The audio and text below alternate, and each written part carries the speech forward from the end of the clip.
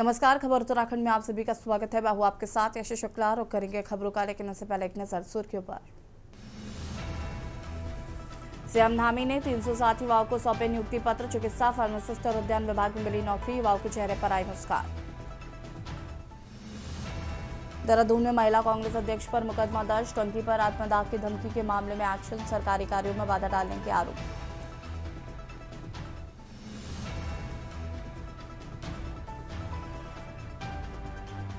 NEET paper leak पर NSUI का हल्द्वानी विरोध प्रदर्शन, सरकार के खिलाफ नारेबाजी कर फूका पुतला। नैनीताल हाईकोर्ट में उत्पन्न कर्मचारियों की याचिका पर सुनवाई। नियमितीकरण में सरकार ने मांगा अतिरिक्त समय, 19 मई को कोर्ट करेगी अगली सुनवाई। विकासनगर के लखवाड़ व्यासी प्रोजेक्ट में श्रमिकों का धरना जारी, समुदाय कर्मचारियों ने खोला मोर्चा। उधम सिंह नगर में बाइक चोर गिरोह का खुलासा, 6 बाइक सूटी संग 2 आरोपी अरेस्ट, नशे की लत के लिए करते थे चोरी। आप देख रहे हैं के न्यूज, खबरों का सारथी। देहरादून से खबर आपको बता देते हैं, जहां पर राज्यपाल से मिले मुख्यमंत्री पुष्कर सिंह धामी। राज्यपाल गुरमीत सिंह से की शिष्टाचार भेंट। लोक भवन में हुई सीएम धामी राज्यपाल की मुलाकात।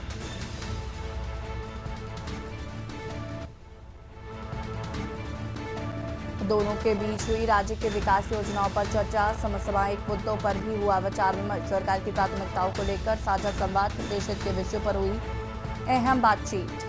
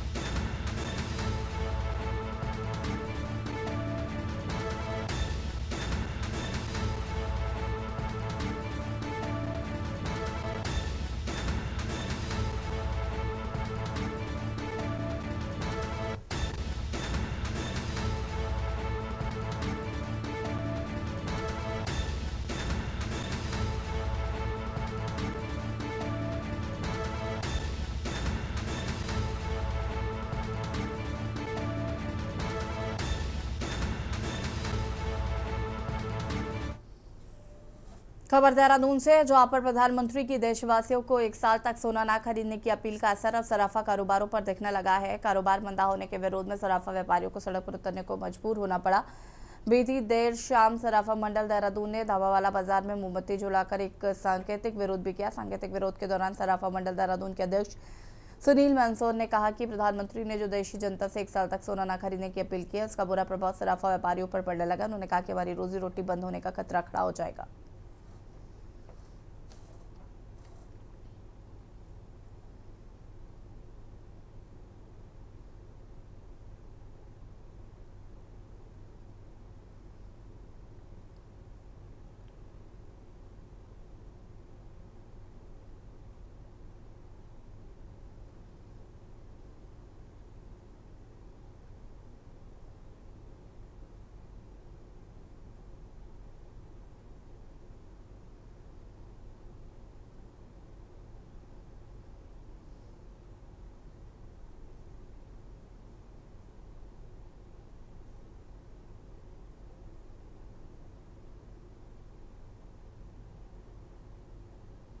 पीएम साहब से नाराजगी को लेकर यहाँ पर एकत्रित हुए, इसीलिए आज हमने कैंडल जलाई है।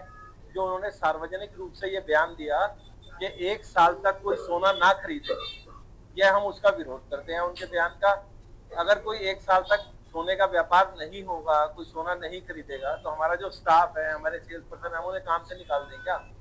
हमारी रोजी रोटी का क्या होगा? प्रधानमंत्री जी को कोई भी बयान देने से पहले स्टेक होल्डर्स के साथ बात करनी चाहिए थी और हमारे साथ मिलके हम लोग एक ऐसी नीति बनाते, एक ऐसा विचार बनाते जिससे जो गवर्नमेंट का भी पर्पस हल होता और व्यापार भी हानि ना होती।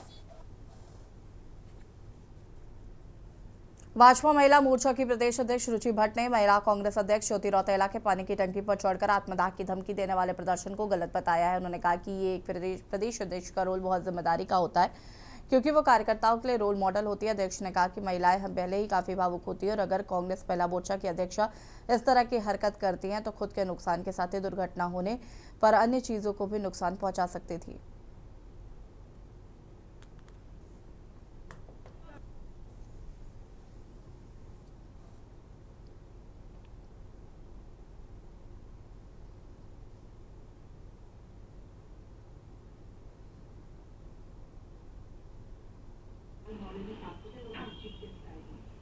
तो आप यकीन नहीं करेंगे, रात को इतना आनंद आया ना, सांस्कृतिक कार्यक्रम मैंने ऐसे कोई काम मत करना।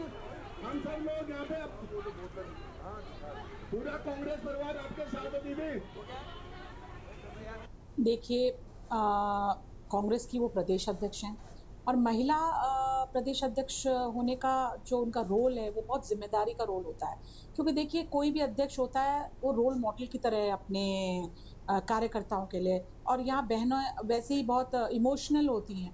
अगर इस तरह की हरकत वो कर रही हैं तो उससे वो अपना नुकसान तो कर ही रही हैं, और साथ में पता चला कोई दुर्घटना हो जाती तो और चीज़ों को भी नुकसान होता है। और साथ में क्या होता है कि उनकी पार्टी की महिलाएं जो उनको रोल मॉडल मानती हैं, अपने अध्यक्ष के देखती हैं इस तरीके से, तो वो भी कहीं ना कहीं इस बात को लेकर इस तरीके की हरकत ना करें, इसलिए वो बहुत गलत उन्होंने डिसीजन लिया। खबर प्रदेश में बढ़ते मानव वन्यजीव संघर्ष पर उत्तराखंड क्रांति दल के अध्यक्ष सुरेंद्र कुकरेती ने चिंता जताई है। उन्होंने कहा है कि पहाड़ में मनुष्य का जीवन जानवरों से भी सस्ता हो गया है और सरकार जनहानि रोकने में नाकाम है। कुकरेती ने कहा कि वो जानवरों को मारने के पक्ष में नहीं है, लेकिन वन अधिनियम 1980 जैसे कानूनों की ढील दिए बिना नियंत्रण मुश्किल है। पिछले कुछ सालों में बाघ, चीता और रीछ के हमले बढ़े और वो बच्चों सहित बड़ों को निवाला बना रहे हैं।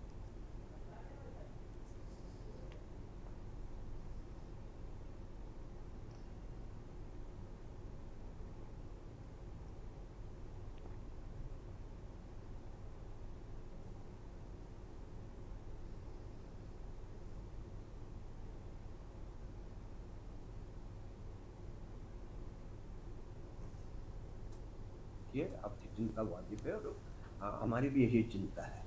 हम ये कह रहे हैं कि मनुष्य का जो जीवन है वो सस्ता है बजाय जानवर। हमारी जो वन अधिनियम 1980 का जो है और जो इस तरह के कानून जो बने, तो जब तक उस कानून में ढील नहीं जाए, हम ये नहीं कह रहे हैं कि उन जानवरों को मारा जाए, कतई हम उस पक्ष में नहीं है, लेकिन ये सरकार का काम है कि उसको किस तरह से नियंत्रण किया जाए। जनहानि हो रही है और ये कुछ सालों से कुछ ज्यादा बड़ा है, और जो इस समय रीछ हो या बाघ हो, चीता हो, जिस तरह से जो है निवाला बनाया जा रहा है बच्चों का, आम आदमी का, सरकार की उस तरफ ज्यादा ध्यान है।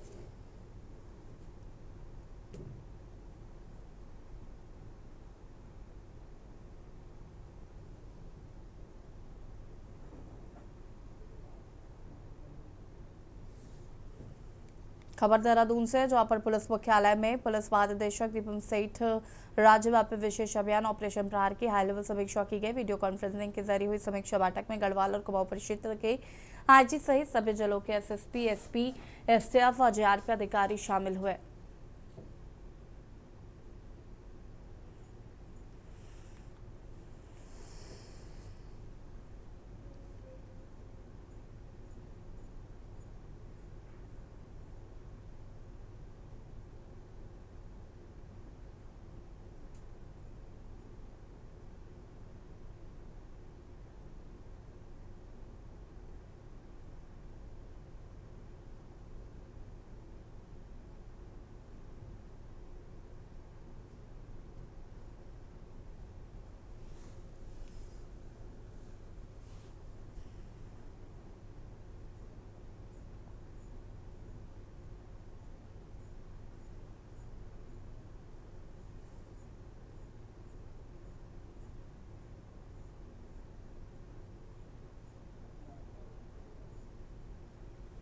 खबर देहरादून से है, जहां पर अवैध और बिना मानकों वाले हाई सिक्योरिटी रजिस्ट्रेशन बिलेट बेचना भारी पड़ेगा। आरटीओ प्रशासन संदीप सैनी ने ई कॉमर्स दिग्गज अमेजन और फ्लिपकार्ट को कड़ा नोटिस जारी किया। संदीप सैनी ने स्पष्ट किया कि मोटर व्हीकल एक्ट के तहत वाहनों पर केवल अधिकृत HSRP ही लगाई जा सकती है। 2019 के बाद से वाहनों के लिए डीलर्स है, उसमें पुराने वाहनों के लिए राज्य सरकार द्वारा अधिकृत वेंडर ही नंबर प्लेट बना सकते हैं।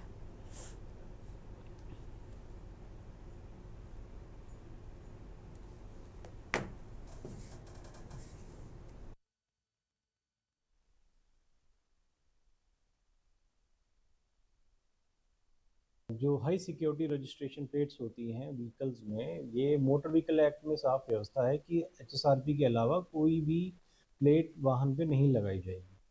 इसमें 2019 के बाद जो है वो नई जो गाड़ियां होती हैं वो डीलर्स के माध्यम से लगेंगी और उससे पुरानी जो गाड़ियां हैं स्टेट ने जिसको ऑथराइज किया होगा उनके माध्यम से लगेंगी। इसके अलावा तीसरी कोई भी नंबर प्लेट नहीं बना सकता।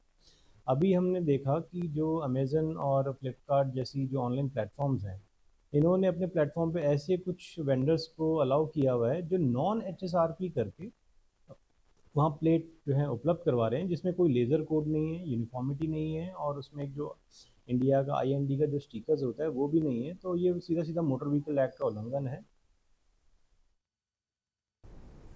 खबर देहरादून से, जहां पर उत्तराखंड में मतदाता सूची की विशेष संक्षिप्त पुनरीक्षण की तैयारियां शुरू हो गई है। अपर मुख्य निर्वाचन अधिकारी विजय कुमार जोगदंडे ने बताया कि इस प्रक्रिया के तहत BLO घर घर जाकर मतदाता सूची का सत्यापन करेंगे। उन्होंने बताया कि प्रक्रिया के अंत में 15 सितंबर को अंतिम मतदाता सूची प्रकाशित की जाएगी। इस तरह नाम नागरिकों को दावे और आपत्तियां दर्ज कराने का भी अवसर मिलेगा। अधिकारियों ने बताया कि किसी भी समस्या के लिए टोल फ्री नंबर 950 और ऑनलाइन पोर्टल voters.eci.government.in के माध्यम से जानकारी और सहायता ली जा सकती है।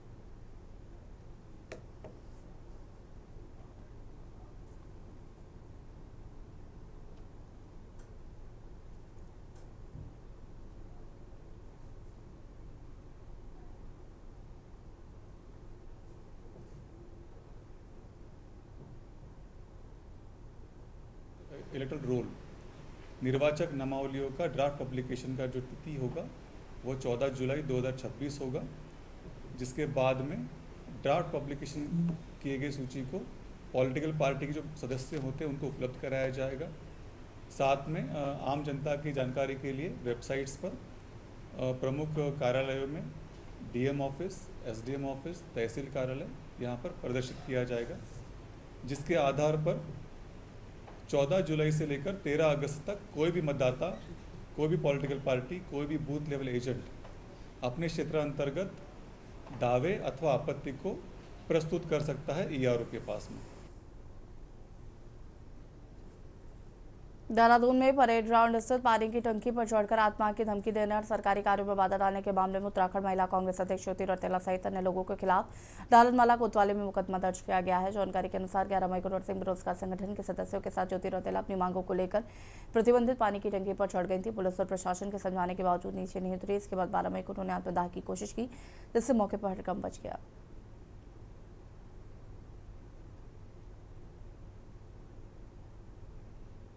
दिनांक 11 मई 2026 को श्रीमती ज्योति रौतेला उत्तराखंड कांग्रेस महिला प्रदेश अध्यक्ष और नरसिंह एकता मंच के 4 लोग परेड ग्राउंड स्थित पानी की टंकी पर अनाधिकृत रूप से चढ़ गए और उनके द्वारा अपनी मांगों के संबंध में दबाव बनाने के लिए लगातार शासन प्रशासन पर दबाव डाला गया। काफ़ी अधिकारियों द्वारा उनको मौके पर पहुँचकर समझाने का प्रयास किया गया, लेकिन वो नहीं माने। इस बीच नरसिंह एकता मंच के अन्य जो पदाधिकारी थे, अन्य जो सदस्य थे, उनके द्वारा टंकी के नीचे बैठकर धरना प्रदर्शन शुरू किया गया। भाजपा विधायक विनोद चमोली ने कांग्रेस पर बड़ा हमला बोला। उन्होंने कहा कि कांग्रेस में विस्फोट हो चुका है, पार्टी गुटबाजी से गिर गई है। चमोली ने आरोप लगाया कि कांग्रेस में टिकट बेचने और प्रदेश अध्यक्ष हटाने के लिए 25 लाख रुपए तक दिए गए हैं और राहुल गांधी का पीए बनकर घूमने वाले नकली कनिष्ठ ने 25 लाख लिए। इसका पर्दाफाश हो चुका है।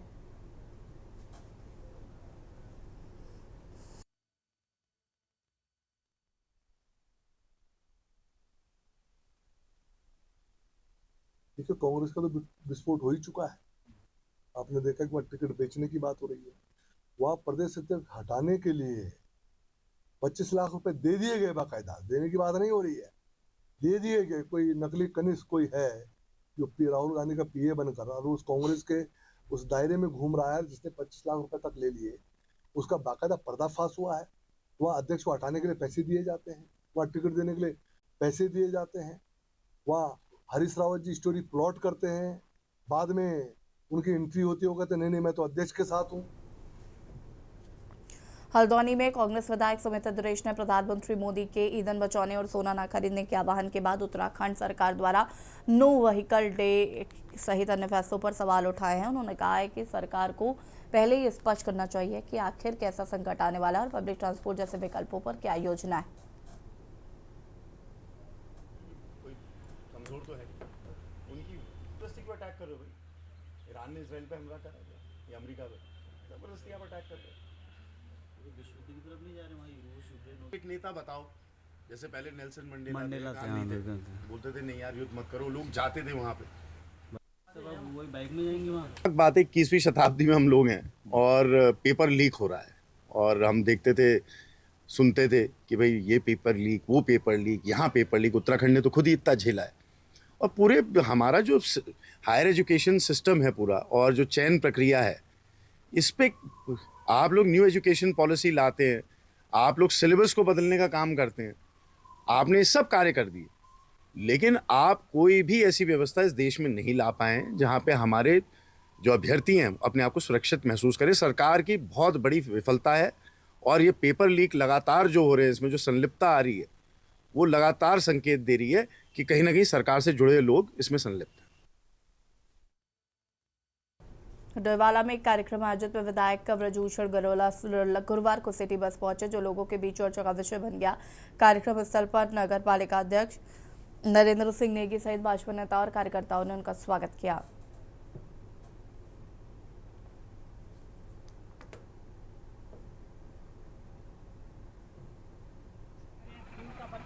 हमारे देश के यशस्वी प्रधानमंत्री जी ने पूरे देशवासियों के लिए अपील की है कि हम लोग जो है अपने जो कारें हैं, गाड़ी हैं, उसका कम से कम उपयोग करें और फ्यूल को बचाएं। ये हमारे लिए एक उनका संदेश है। और जितने भी सरकार में बैठे हुए, चाहे माननीय मंत्री जी हैं, माननीय मुख्यमंत्री जी हैं, केंद्रीय मंत्री हैं, सब ने अपने अपने प्लेट में काफ़ी उनकी संख्या कम कर दी है और ये सारा एक बहुत अच्छा संदेश उन्होंने देशवासियों के लिए दिया है। मैं अपने देश के यशस्वी प्रधानमंत्री जी का बहुत बहुत धन्यवाद, बहुत बहुत आभार प्रकट करता हूं। कालाढूंगी विधानसभा में कांग्रेस पदाधिकारियों और कार्यकर्ताओं ने नीट परीक्षा में पेपर लीक मामले को लेकर विरोध दर्ज कराया। इस दौरान कांग्रेस नेताओं ने सरकार पर की परीक्षा प्रणाली को लेकर पारदर्शी बनाने में विफल रहने का आरोप लगाया। कांग्रेस नेताओं का कहना है कि इस तरह की घटनाओं से लगभग 22 लाख से अधिक छात्रों का भविष्य प्रभावित हुआ है।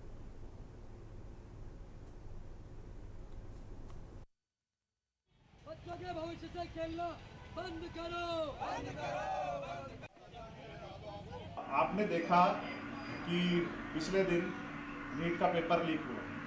आज उसके बिहार में हम यहाँ पर एकत्रित हुए थे और हमने बीजेपी का पुतला फूका। पिछले 3 सालों से ये सरकार एक नीट का एग्ज़ाम नहीं करा पा रही, तो ये सरकार देश का चलाएगी।